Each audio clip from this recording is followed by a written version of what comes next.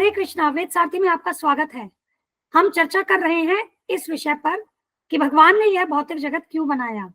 यह चर्चा हम श्रील प्रभुपाद जी की शिक्षाओं के आधार पर कर रहे हैं और हमने पिछले 2 भागों में इसके विषय में 2 उदाहरणों के द्वारा बताया था। पहला एक अपराधी का उदाहरण तथा दूसरा एक दुखी बेटे का उदाहरण। आज हम भाग 3 में विद्रोही आत्मा के उदाहरण से इस विषय को आपके समक्ष प्रस्तुत करेंगे। श्रील प्रभुपाद बताते हैं कि हमारे इस भौतिक जगत में विद्रोही आत्मा की स्थिति है। हमारा संकल्प है मैं कृष्ण की सेवा क्यों करूं, मैं कृष्ण बन जाऊं। तो चलिए देखते हैं प्रभुपाद जी ने इस विषय में आगे हमें क्या बताया। प्रभुपाद जी ने भगवद गीता के एक व्याख्यान में बताया है कि इस भौतिक सृष्टि के सृजन का उद्देश्य बद्ध जीव अर्थात विद्रोही आत्मा को एक मंच या भौतिक सुविधा प्रदान करना है, जो प्रकृति होने के कारण, जिसका स्वभाव रचनात्मक होने के कारण यह है कि उसे कृष्ण द्वारा भोगा जाना चाहिए, लेकिन उसने गलत दिशा पकड़ ली है कि मैं कृष्ण द्वारा भोगा नहीं जाऊंगा, मैं कृष्ण बन जाऊंगा।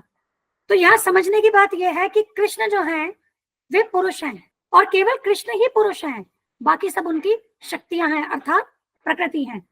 हम जीवात्माएं प्रकृति हैं और हमारा जो रचनात्मक स्वभाव है वह है कि हम कृष्ण द्वारा भोगे जाएं।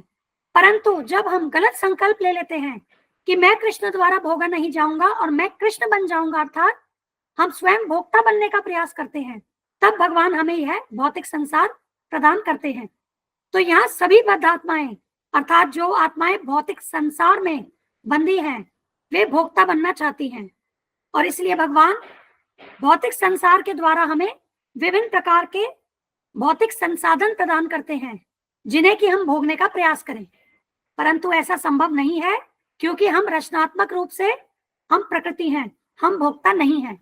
आगे श्रील प्रभुपाद बताते हैं कि ऐसा सोचना कि हम कृष्ण द्वारा क्यों भोगे जाएं, हम भोक्ता बने अर्थात हम कृष्ण बने, यही हमारी बीमारी है।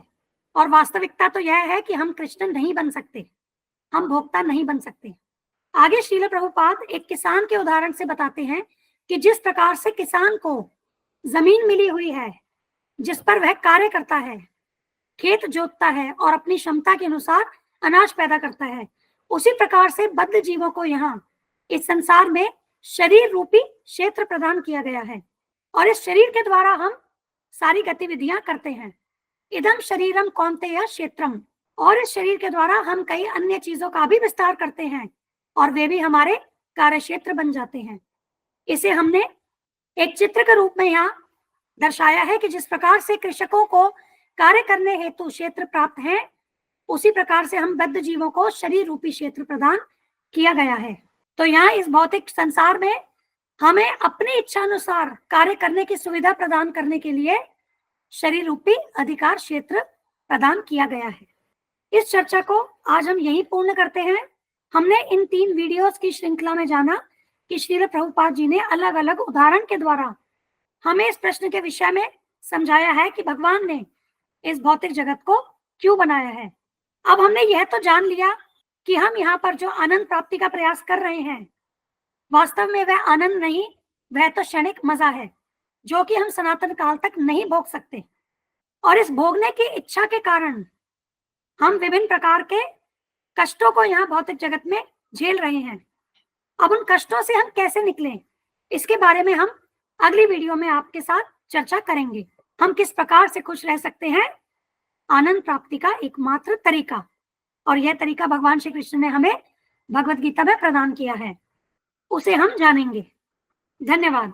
हम यह चैनल और इस पर दी गई समस्त वीडियोस हमारे गुरु महाराज श्री कृष्ण कृपा मूर्ति श्री श्रीमद अभय चरणारविंद भक्तिवेदांत स्वामी ठाकुर श्रील प्रभुपाद जी को समर्पित करते हैं। श्रील प्रभुपाद की जय। धन्यवाद। हरे कृष्णा।